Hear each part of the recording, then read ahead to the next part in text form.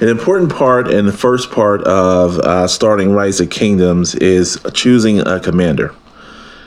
Now, this commander is going to be your primary, the commander. You'll get many of them, but it's going to be your primary commander as in the beginning of the game. And we'll look at that later on in another video where I talk about the commanders. But let's talk about, okay, you open the game, you want to play, great. It's going to take you to this screen, and you're going to see a list of flags. Along with those flags, a list of characters. So each character represents a country. And you're going to see here that underneath the picture, it's going to show you what additional stats or boosts you're going to get by choosing this particular character. Looking at China, in addition to having a cool character, he's going to bring along increased troop defense by 3%. Anytime you see troop stats, that's going to be a good stat to go for. Point of advice, action points by 5% and building speed by 5%. So when you're looking at this, you're going to say, all right, great, troop stats are great. Action points, recovery by 5%. Is that really going to add? Do I want an extra 5% increase in my stamina recovery, which action points are? I don't know. Building speed, 5%. Do I want to build my buildings 5% faster? I don't know. That's going to be the things you're going to look at as you compare the different commanders. So for this one, here we go. Troop attack, 3% increase. That's great. Anytime you see something with troop, that's where you want to aim.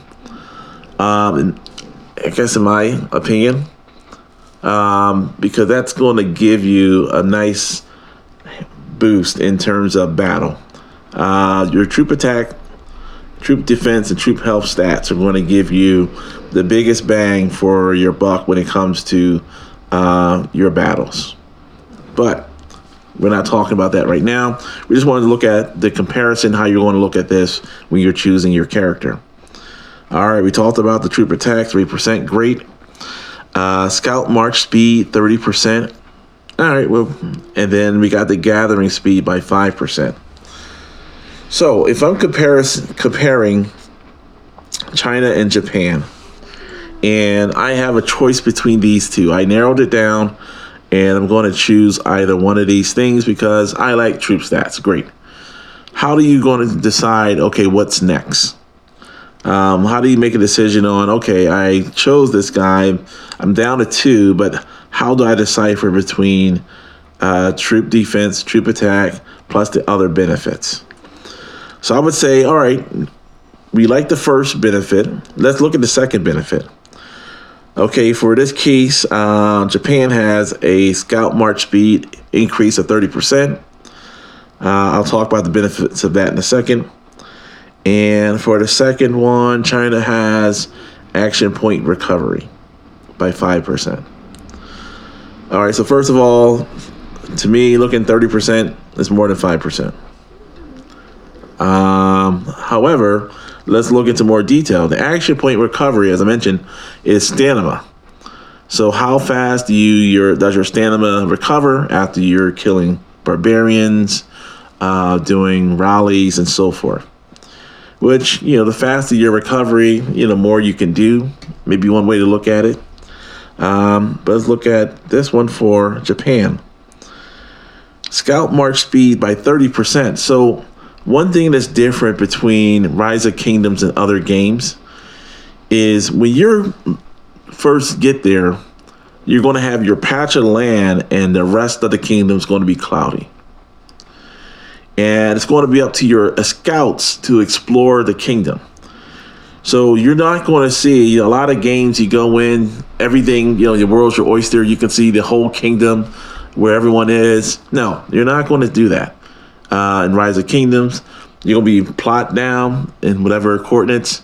And all you're going to do is see clouds around you. And your scouts you're going to send your scouts out in order to do some looking around, getting the lay of the land.